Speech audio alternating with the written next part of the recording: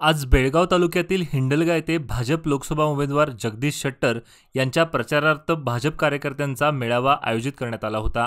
या प्रसंगी माजी आमदार व भाजप ग्रामीण जिल्हा अध्यक्ष संजय पाटील यांनी यंदा पुन्हा बेळगाव लोकसभा मतदारसंघात भाजपचे उमेदवार विजयी होतील असा विश्वास व्यक्त करत मंत्री लक्ष्मी हेब्बाळकर यांच्यावर टीका केली। खाली खन खन खन वाजवा लागलाय सर, लवकर संपवा। पण आमचं सुद्धा हे सीझन आहे, मग सीझन वाईज काम करायचं असते की नाही सांगा। निवडणुकीचा काळ आहे, आता भाषण नाही करायचं तर कधी करायचं। मी भाषणाचे काही बोलायच्या अगोदर मी काही गोष्टी मुद्दाम सुरुवातीला सांगतो। मी बेळगाव लोकसभेचा प्रभारी म्हणून मला काम करत असताना मी 8 क्षेत्रात सगळीकडे फिरलोय। गोका कारभारीला अतिशय मोठ्या प्रमाणात कार्यक्रम झाला, पण एवढ्या मोठ्या प्रमाणात महिला उपस्थित असलेले एकमेव क्षेत्र ते बेळगाव ग्रामीण क्षेत्र। आणि हे का सांगायला लागले, आज रात्री आमची अक्का झोपू नये म्हणून मला असं वाटतंय, म्हणून तिच्यापर्यंत ही बातमी पोचावी। अक्काबाई, आज रात्री जरासं गोळी घे आणि मग झोप, कारण रमेश जारकिहोली साहेब बेळगाव ग्रामीण मध्ये आज कार्यक्रमाला हजर राहून तुझं काही खरं नाही म्हणून मेसेज देण्याचा प्रयत्न करायला लागले। त्यामुळे अक्काबाईनं आज रात्री जरासं एक पेग एक्स्ट्रा। आणखी एक मला मेसेज आला, आमचं विनायक कदम मला दाखवत होते। एक कार्यकर्ता मेसेज पाठवलाय की या भागाच्या मंत्री, या भागाचे आमदार लक्ष्मी हेब्बाळकर आमच्या माता भगिनींना भीती घालायला लागलेत। तुम्ही जर भारतीय जनता पार्टीच्या सभेला गेला, तुम्ही त्यांच्या कार्यक्रमाला गेला तर तुमचे 2000 बंद, तुमचं लाईट बिल चालू, तुमचं बस चार्ज चालू, जणू काही हिच्या बापाच्या घरातलं द्यायला लागल्या। एक लक्षात ठेवा, ही सरकारच्या योजना आहेत, हे कुणीच बंद करू शकत नाही। आणि मी 1000 वेळा व्यासपीठावर सांगितलं, आम्ही जरी राजकारणात असलो, कुठला आमदार, कुठला खासदार, कुठला मंत्री तुमचं घर चालवत नाही, खिशातलं काही देत नाही। ते तुमचं आहे, हक्काचं आहे, त्यांचा बाप देईल आणि द्यायलाच पाहिजे। त्यामुळे घाबरायचं बंद करा। एक लक्षात ठेवा, घाबरणाऱ्यांना, भीती घालणाऱ्यांची संख्या फार मोठ्या प्रमाणात आहे। जरासं आडवं उभं राहायचं, जरासं पायातलं वर करून दाखवायचं, लगेच पळून जातात। तुम्ही काय करताय, मान खाली घालताय आणि भीताय, त्यामुळे भीती घालतात। घाबरायची गरज नाही। अहो, जिजाऊची औलाद आहेत तुम्ही आणि आम्ही, मग जिजामाता व्हायचं आहे की नाही हे तुम्ही ठरवायचं आहे। जिजामाता उभी राहिली म्हणून शिवाजी घडला, आणि शिवाजी घडला म्हणून हिंदू जोमानं, ताकदीनं, उत्साहानं या भारत मातीत प्रामाणिकपणे हातात भगवा झेंडा घेऊन जोमानं काम करतोय त्या जिजाऊमुळं। मग आम्ही जिजाऊचं नाव घ्यायचं आणि घाबरायचं कुणाला? आणि भीती घालते तिला मी माहिती नाही, तुझ्या तलवारीला धार नाही, तुझ्या कुकरला शिट्टी नाही, तुझ्या बोलण्याला काय अर्थ नाही। उगीच चाललंय, आपला सीझन चालू आहे, सध्या चालू आहे, चालू दे म्हणून जनता सहन करायला।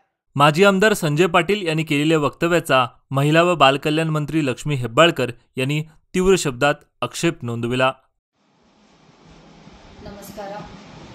ಇವತ್ತು ಬೆಳಗಾವಿಯಲ್ಲಿ ಬಿಜೆಪಿಯ ಒಂದು ಬಹಿರಂಗ ಪ್ರಚಾರ ಸಭೆಯಲ್ಲಿ ಬೆಳಗಾವಿಯ ಮಾಜಿ ಬಿಜೆಪಿಯ ಶಾಸಕರಾದಂಥ ಸಂಜಯ್ ಪಾಟೀಲ್ ಅವರು ನನ್ನ ಬಗ್ಗೆ ಬಹಳಷ್ಟು ಕೀಳವಾಗಿ ನೀಚತನದ ಒಂದು ಪ್ರಚಾರಕ್ಕೋಸ್ಕರ ಒಂದು ಸ್ಟೇಟ್ಮೆಂಟನ್ನು ಕೊಟ್ಟಿದ್ದಾರೆ।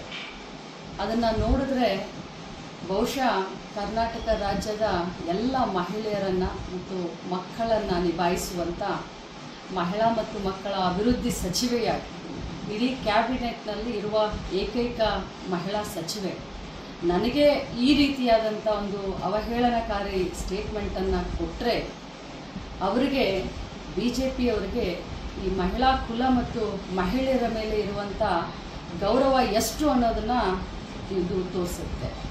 ಬಹುಶಃ ಬಿ ಜೆ ಪಿಯವರ ಹಿಡನ್ ಅಜೆಂಡಾ ಕೂಡ ಇದೇ ಆಗಿದೆ। ಬರೀ ಬಾಯಿ ಮಾತಿನಿಂದ ರಾಮ ಅಂತ ಹೇಳಿದ್ರೆ ಸಾಕಾಗೋದಿಲ್ಲ। ಇವತ್ತು ಬೇಟಿ ಬಚಾವ್ ಬೇಟಿ ಪಡಾವ್ ಅಂತ ಹೇಳಿದ್ರೆ ಇಲ್ಲ, ಪ್ರತಿಯೊಬ್ಬ ಮಹಿಳೆಯನ್ನು ಗೌರವ ಮಾಡುವುದು ನಮ್ಮ ಹಿಂದೂ ಸಂಸ್ಕೃತಿ। ಬಾಯಿನಲ್ಲಿ ಮಾತನಾಡಬೇಕಾದ್ರೆ ಹಿಂದೂಗಳ ಬಗ್ಗೆ, ಹಿಂದೂ ಸಂಸ್ಕೃತಿ ಬಗ್ಗೆ ದೊಡ್ಡದಾಗಿ ಭಾಷಣ ಮಾಡುವಂಥ ಸಂಜಯ್ ಪಾಟೀಲ್ ಅವರ ಈ ಹೇಳಿಕೆ ಬರೀ ಲಕ್ಷ್ಮೀ ಹೆಬ್ಬಾಳ್ಕರ್ ಅಥವಾ ಮಹಿಳೆಯರನ್ನು ಪ್ರತಿನಿಧಿಸುವ ಒಬ್ಬ ಮಂತ್ರಿ ಅಷ್ಟೇ ಅಲ್ಲ, ಇಡೀ ಕರ್ನಾಟಕ ರಾಜ್ಯದ, ದೇಶದ ಮಹಿಳೆಯರಿಗೆ ಮಾಡಿದಂಥ ಒಂದು ಅಪಮಾನ। ಈ ಒಂದು ನೀಚ ಹೇಳಿಕೆಯನ್ನು ನಾನು ಕಡಾಖಂಡಿತವಾಗಿ ತಿರಸ್ಕಾರ ಮಾಡ್ತೀನಿ, ಖಂಡಿಸ್ತೀನಿ।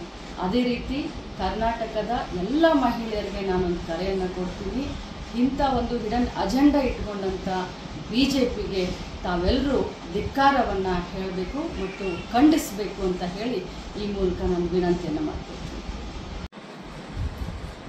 ಸಂಜಯ್ ಪಾಟೀಲ್ ಅವರು ಈ ರೀತಿಯ ನೀಚ ಹೇಳಿಕೆ, ಮಹಿಳೆಯರ ಬಗ್ಗೆ ಅಪಮಾನವನ್ನು ಮಾಡ್ತಾ ಇರೋದು ಇದೇನು ಹೊಸದಲ್ಲ.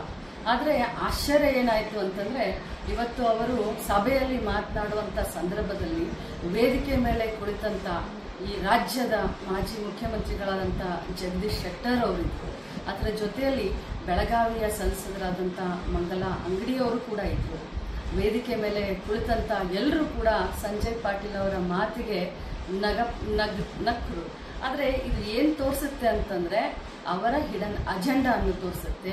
ವೇದಿಕೆ ಮೇಲೆ ಇದ್ದಂಥ ಯಾರಾದರೂ ಒಬ್ಬರು ಹೋಗಿ ಇದನ್ನು ಖಂಡಿಸಿದರೆ ಖಂಡಿತವಾಗಲೂ BJP ಪ್ರಾಮಾಣಿಕವಾಗಿ ಮಹಿಳೆಯರಿಗೆ ಗೌರವವನ್ನು ಕೊಡ್ತಾರೆ ಅನ್ನುವಂಥ ಒಂದು ಅರ್ಥ ಬರ್ತಾ ಇತ್ತು. ಆದರೆ ದುರ್ದೈವ, ಇವತ್ತು BJPಯವರ ಮುಖವಾಡ ಕಳಚಿದೆ. ನಾವೆಲ್ಲರೂ ಸೇರಿ ಈ BJPಯನ್ನು ಧಿಕ್ಕರಿಸೋಣ.